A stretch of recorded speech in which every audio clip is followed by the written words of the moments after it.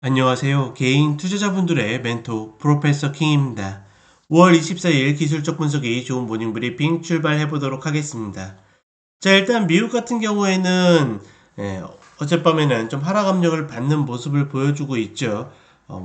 채무 불이행에 대한 이야기가 나오고 있지만 그럴 것 같지는 않습니다. 그러니까 기존에 똑같은 이슈들이 발생을 했을 때 어찌되었거나 극적 타결로 그렇게 몰고 가는 모습이 있었고, 다만 지금 이 시장에 필요한 것은 결국은 명분이 아닐까. 그러니까 말 그대로 어떤 시장이든 한쪽 방향으로 흘러갈 수는 없거든요. 그렇다 보니까 지금은 좀 조정에 대한 명분이 필요한 것이 아닐까라고 보고 있고, 다른 거 없이 예전에도 이야기 드렸지만 S&P 4100 라인 기준으로 해서 이를 이탈하는 거 아닌가.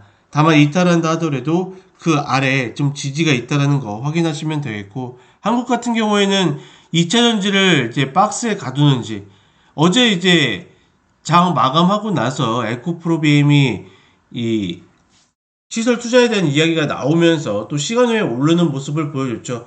오늘 같은 경우에 갭 상승해가지고 시가 고가 패턴을 만든다라 그러면 아마 이 흐름이 좀 더 명확하게 나타날 것이라고 보고 있고, 굳이 2차 전지가 아니다 하더라도 지금은 비 2차 전지도 그렇게 나쁜 흐름들이 아니기 때문에 저는 굳이 어렵게 추격하기보다는 내가 2차 전지를 못 잡았고 이번 타이밍을 놓쳤다라 그러면 B2차 전지로 갔다가 또다시 2차 전지의 타이밍이나 아니면 내 전략의 기준이 맞는다라고 하면 2차 전지를 매매하고, 이런 방식으로 충분히 왔다 갔다 해도 괜찮지 않을까 싶습니다. 자, 그러면 차트 보도록 하겠습니다. 자, 일단 다우 차트인데 지난 흐름에서도 먼저 이탈하고 지지받고 이탈하는 모습을 보여줬죠. 과연 이번에도 똑같은 패턴을 보여줄지 좀 관심이 가는 부분이고, 일단은 이 일목 라인을 이탈하게 되면 별로 좋은 패턴은 아니다. 이 정도로만 인지하시면 되겠습니다. 나스닥 같은 경우에도 지금 올라가다가 멈추는 모습을 보여주고 있죠.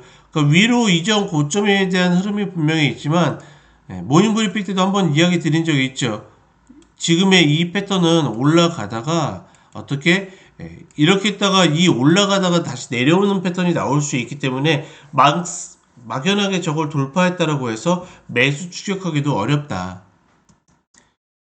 그러니 여러 가지가 혼재되어 있는 상황이기 때문에 저는 이전에도 기준 잡았던 S&P 500의 4100 라인을 다시 기준 잡는 게 중요하다고 보고 있고, 다만 밀린다 하더라도 양훈 상단 122평 하단 계속 지지가 있기 때문에 이 자리를 한 번에 깨고 내려갈 것 같진 않습니다. 다만 이 자리를 뒤졌을 때 다시 반등할 수 있는지 아니면 깨게 되는지 이 부분을 반드시 체크해야 된다. 예를 들어서 이전 고점을 다시 쌍봉 패턴으로 깨고 있는 것은 그렇게 좋은 모습은 아니죠. 그러니 미국 시장에 대해서 방심할 필요도 없지만 내가 너무 자신만만해할 필요도 없다라는 거. 그냥 흘러가는 보이는 대로 내가 보고서 판단하면 되는 거지 예측할 범위는 아니다라고 보고 있습니다. 자, 그 다음에 종목 하나 보게 되면 모더나인데 다시 이런 자리들을 잡고 올라오고 있죠. 쫓아갈 수는 없습니다. 10% 올라가는데 이 흐름들을 내가 보고 있다가 30분의 흐름이 전환되는 것을 보고서 이때 잡았다면 모르겠지만 따라잡기는 어렵다라고 보고 있고, 다만 이제 중국이 코로나가 다시 폭발한다라는 그런 이슈로 올라왔는데 과연 우리 시장에도 그런 흐름들이 영향이 미칠지 정도만 체크하시면 되겠다.